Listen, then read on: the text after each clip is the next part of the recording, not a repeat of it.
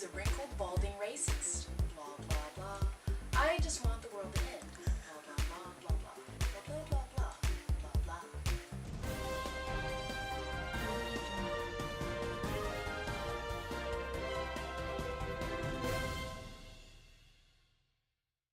We have just received breaking news of a police shooting in the city of Charlotte, North Carolina.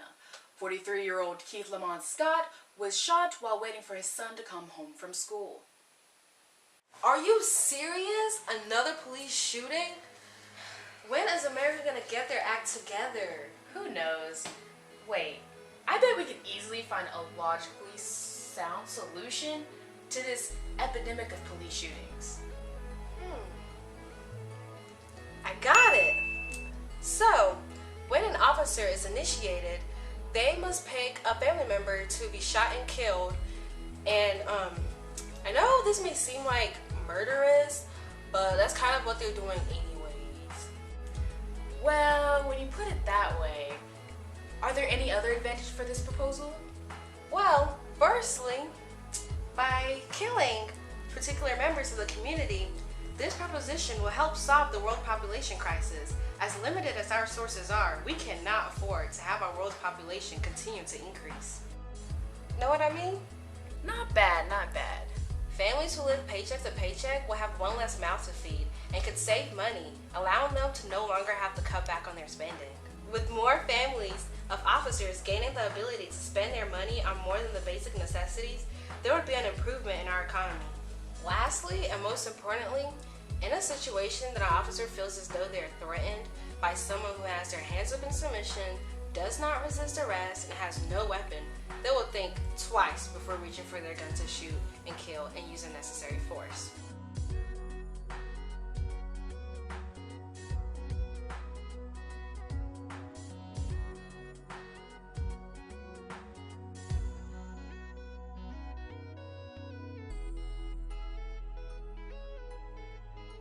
Even if being African American is threatening enough to trigger such a reaction,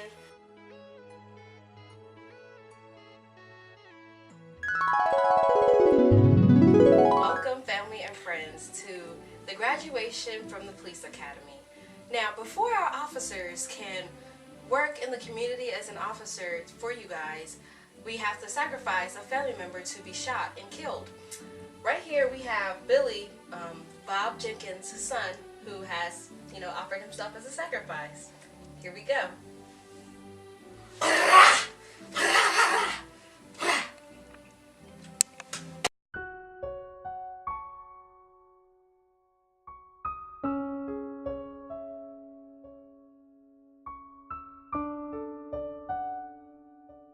What they witness and experience would give them a new perspective on the use of brutality, and they would rationalize when faced with such situations. We should put an end to police brutality and bring world peace for everybody. World peace for everybody! World peace for you! World peace for you! World peace for you! And world peace for you! Not bad, not bad. But listen here. I have an idea that might tickle your fancy. I think the government should design robo-cops that would take the place of police officers and decrease the chance of police brutality. It's either this solution or yours, or the end of humanity will be among us. Yikes, that sounds really bad. What are the advantages of this said proposal? The robot's tactical unit would have the strength to do the work of the whole precinct. No need to put our precious blue lives in danger. The police droid would step in their place to ensure our community's safety, having the distinguishable appearance of any honorable, wise, and brave officer in uniform. These robots are equipped with various features, which makes them excellent for making unexpected courses of action, resorting to drastic measures. These exceptional features contain motion sensors that detect almost every motion of a suspect as an indication of resistance. You! Stop resisting! Stop resisting! Stop resisting! Stop resisting! Which will lead to an immediate act of physical force for the protection of our fellow citizens. I am a well-known scientist and an expert on the subject of robo-mechanics. I have created and outlined these robo-cops to serve America with equality and justice, which is exactly what they're exhibiting now. These robots are designed to follow direct protocol in any type of situation. Their highly advanced auto detection software automatically identifies and disregards a suspicious subject's verbal retaliation of hands up, don't shoot, or I surrender. Furthermore, it is automated to take necessary safety precautions by restraining the subject until there is little to no movement. It is also equipped with a visual recognition that perceives any sort of object in the hands and in the surrounding area of the suspicious person as a firearm. In conclusion, the robot will fire back in order to secure the well-being of all American citizens. Forget worrying about bad cops. There will be no such thing as a bad cop because these robots would not display itself as such.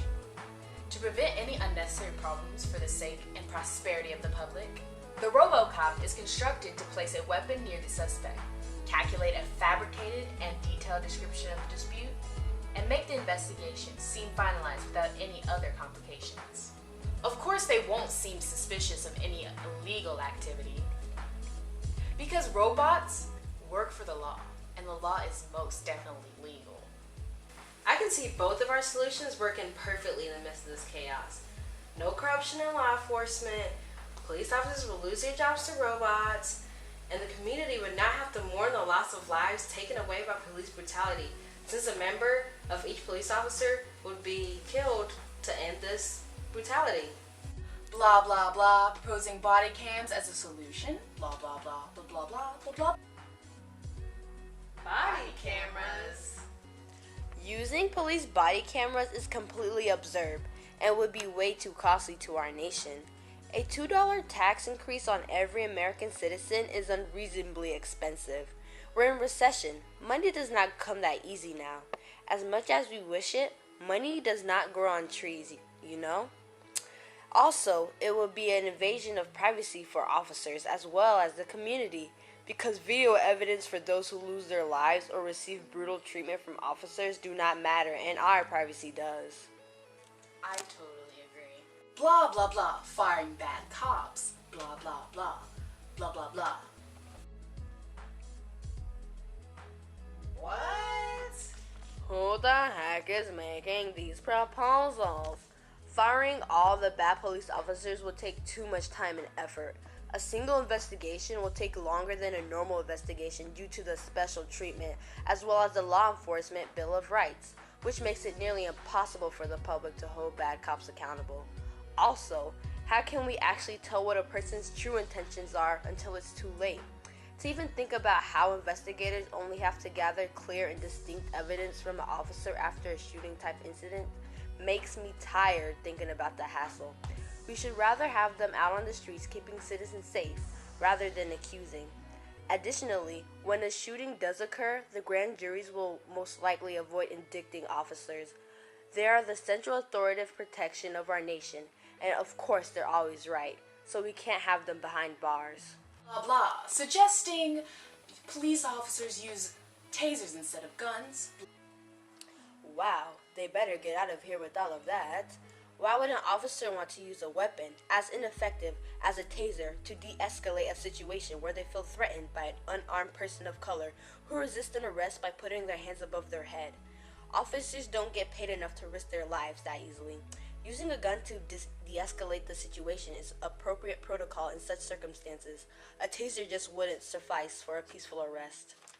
Blah blah blah, blah blah. Police officers should have more training. Blah blah blah.